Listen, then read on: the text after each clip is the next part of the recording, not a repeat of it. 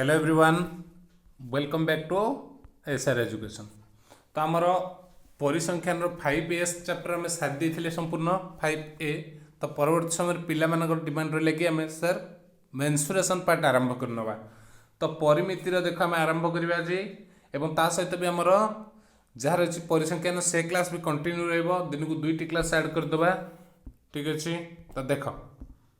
तो जो मैंने न देखी देखी नब एवं जो FA3 आंसर की आसी तुम चाहिए प्लेलिस्ट रे चेक कर कौन दे देख पूर्व तुम रेखाखंड त्रिभुज रेखाखंड जान दैर्घ्य कौन तार थाए गोटे आद्यबिंदु प्रांतबिंदु रेखाखंड जदि बढ़ेदे कौन गोटे आरंभ अच्छी शेष ना रश्मि जदि उभय गोटे शेष ना कौन सरल रेखा जानिच त्रिभुज कथा भी जानिच वर्गचित्र कथा जान त्रिभुज 3 बाहु द्वारा आबद्ध क्षेत्र वर्गचित्र जहाँ 4टा बाहु समान और प्रत्येक कोण 90 डिग्री होता है जानिच ये कथा नहीं से बेले आयत चित्र जानिच विपरीत बाहु मान समान और प्रत्येक कोण 90 डिग्री रंबस जार 4टा जाक बाहु समान ट्रापिजियम जार एक जोड़ा समांतर बाहु एक जोड़ा समांतर बाहु थाए। ठीक अच्छे। से भाई सरल सामांतरिक चित्र जान एगुड़ार परिसीमा और क्षेत्रफल निर्णय तुम्हें नवम श्रेणी अलरेडी शिखी जाइछ। तो या व्यतीत बर्तमान आयतघन समघन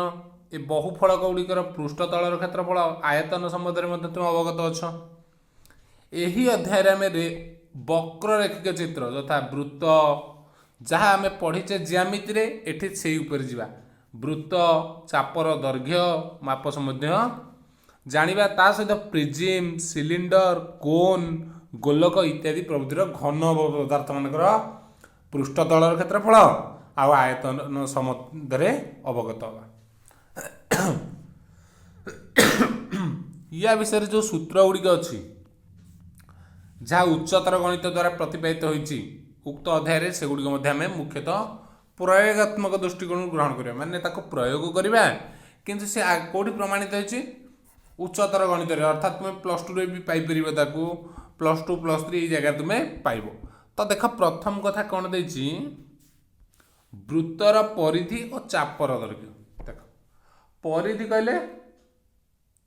circumference and circle of a circle and length of an arc. Okay देख ये गोटे रेखाखंड ये देख ताकू करा जायछि जेतेबेले गोटे वृत्तर गोटे चाप कहवा वृत्तर चाप कहले तुम्हें चाप कहले माने ये किसी अंश बुझ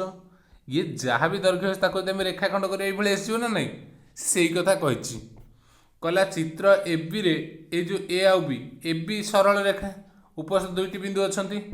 एबी मध्य दूरता अर्थात एबी दैर्घ्य निरूपण कर जी अच्छी आम दूरता पाइबानी मापिदेले स्केल पाइपर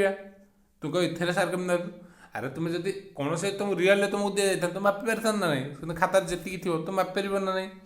सेमती 5.1 खरे देख ए भी वक्र रेखार अच्छी 2टी बिंदु कौन तुम मापिपर कि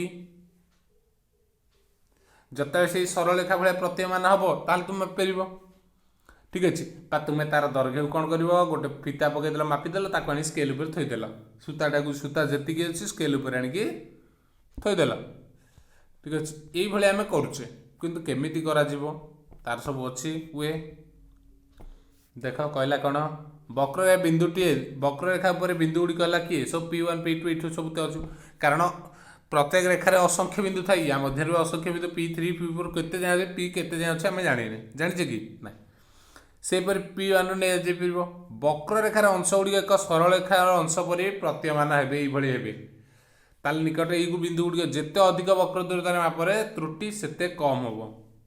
कौन कहला क्षुद्र सरल रेखा अंश गुड़िकर दैर्घ्यर समष्टि निकट में P1 P2 ये बिंदु गुड़िकर संख्या जिते अधिक वक्र दूरतार माप त्रुटि सेते कम हो। उच्चतर श्रेणी विकल्प गाणितिक प्रणाली प्रयोग करके तुम्हें वक्र दूरता निर्णय करवा शिखब। तो देख आग को कौन रही जस्ट के इंट्रोडक्शन थिला।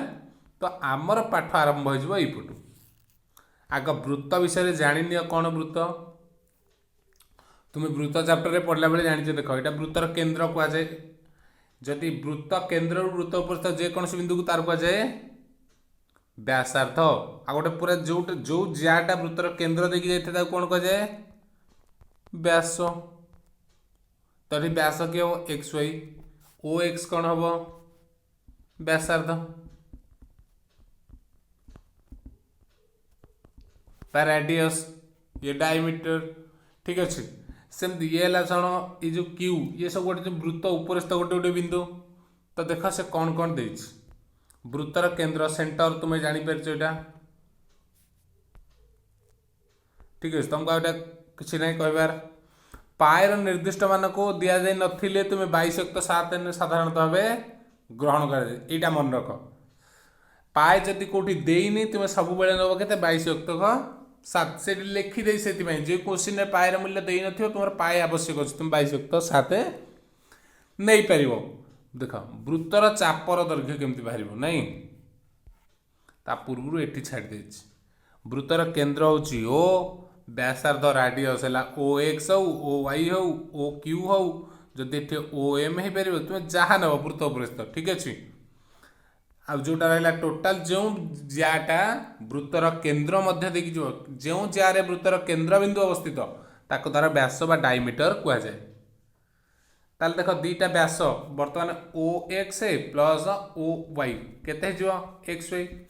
ये गोटे व्यासार्ध ये गोटे व्यासार्ध 2r = d है ना नहीं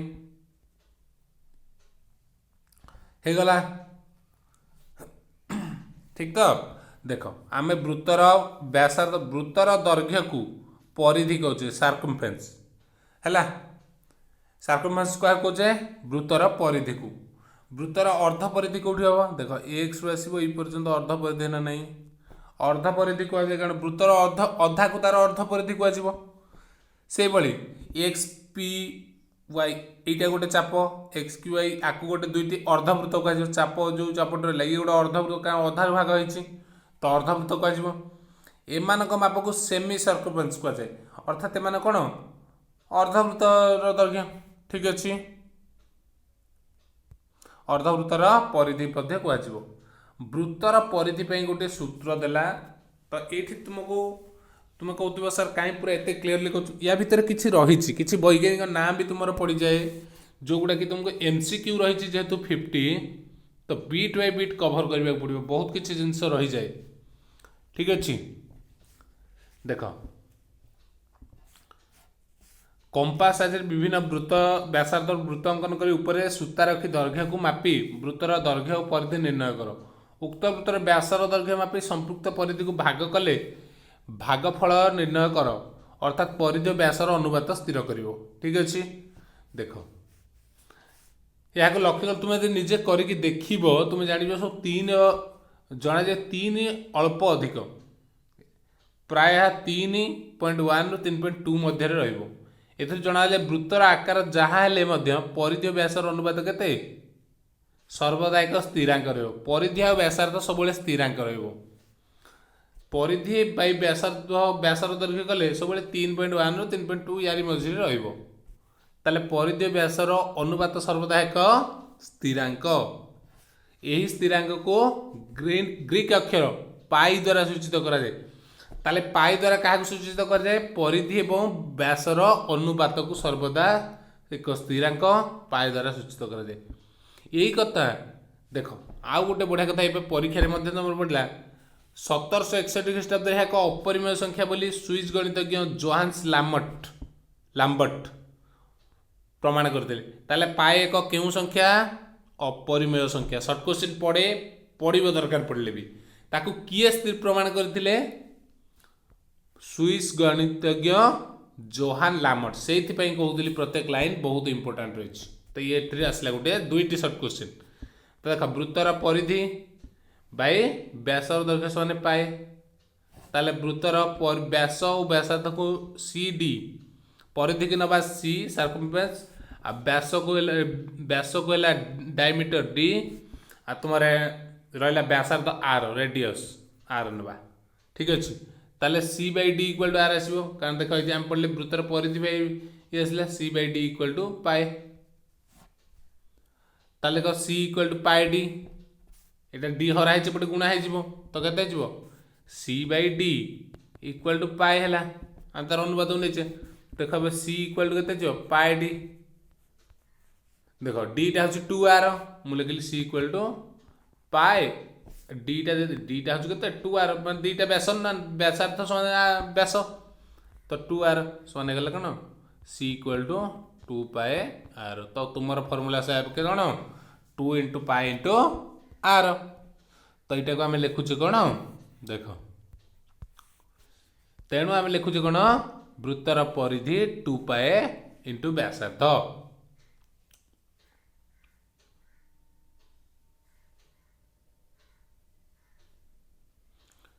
ठीक अच्छे देख पाएर मान को लेकिन प्राय बहुत वर्ष है चली चेष्टा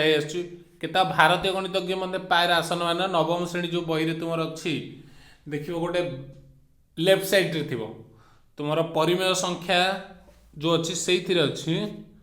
अच्छी से सब तार मूल्य देती कौटी किए कही 10/3 किए 3.14 एमती कही सब भारतीय गणितज्ञ पाए हूँ गोटे अपरिमेय संख्या ये पॉइंट भल भाव में मन रख जहाँकि बहुत इंपोर्टाट रही ठीक अच्छे तो देख तापर आसला वृत्तर ये कहीदी पाए को सब जो किसी न दे 22/7 तुम्हें नहीं जीव किसी जगार 3.141 √10 एमती भी नि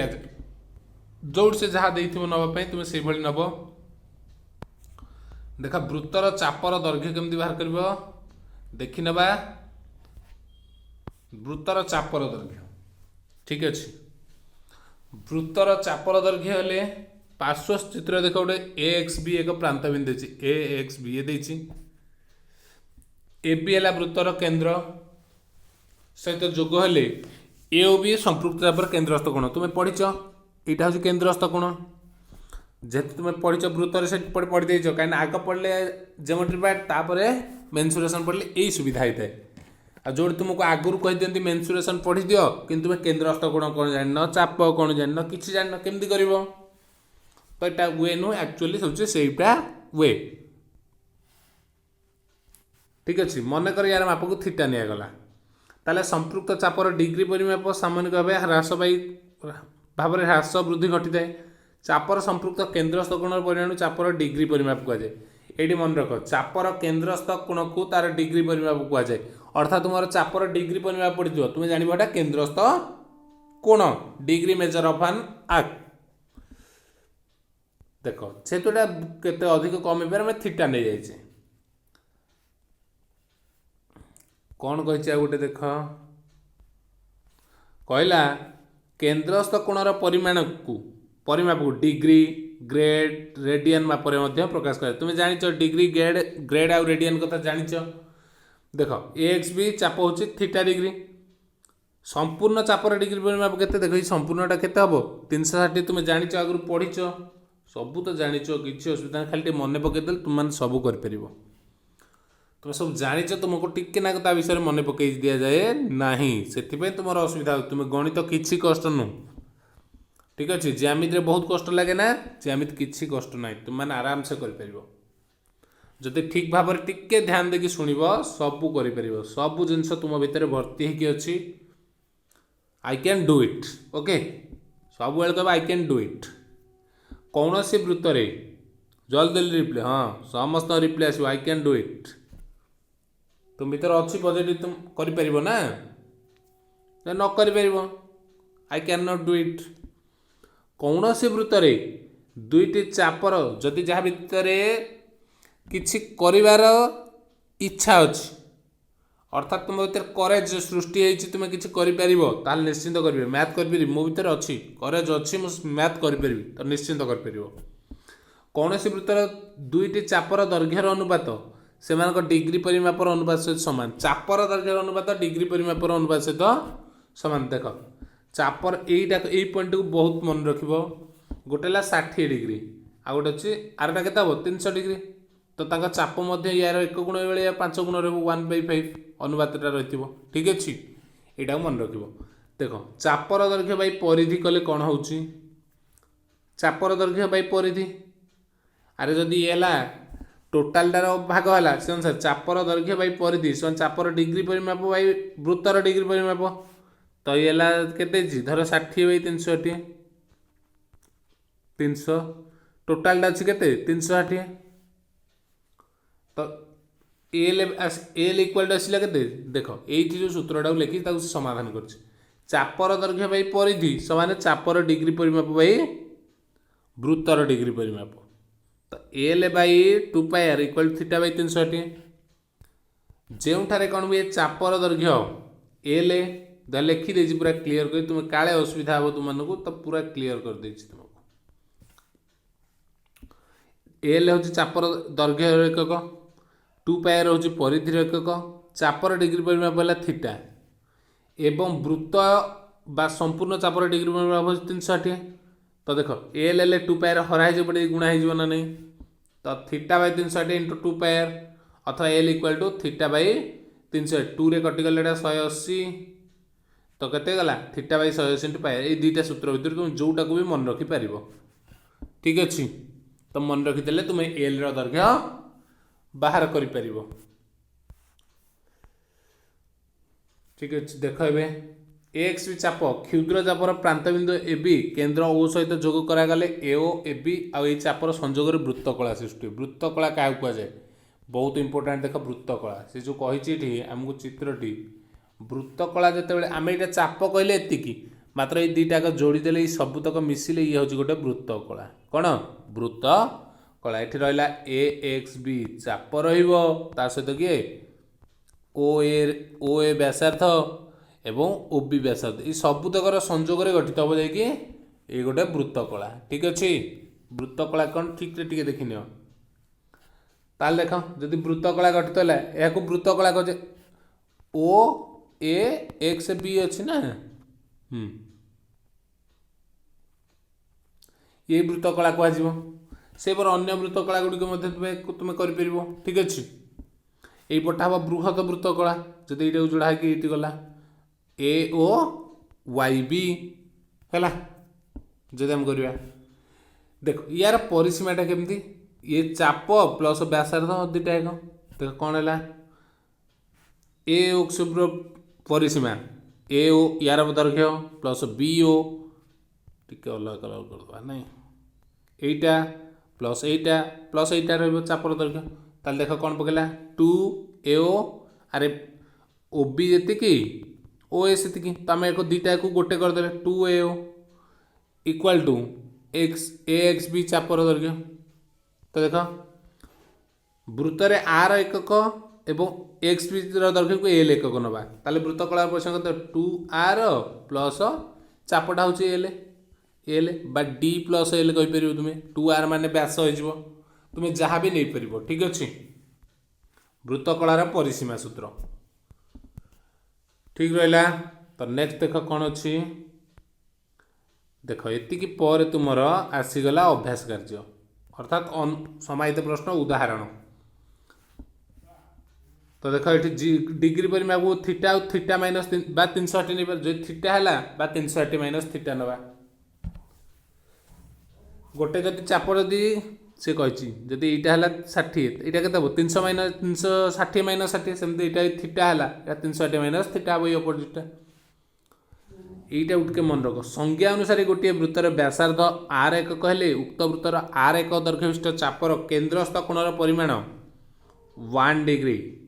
रेडियन सुतरा एक चापर रेडियन माप थीटा डिग्री रेडियन हेले थीटा एल बाय आर अच्छी यहीटा टिके मन रख। तो या पर क्लास रे आज आउ गोटे क्लास करवा जो थे कि आम सारीदबा ये उदाहरण गुड़िक परवर्ती क्लास आरंभ करवा एक्सरसाइज। Thank you.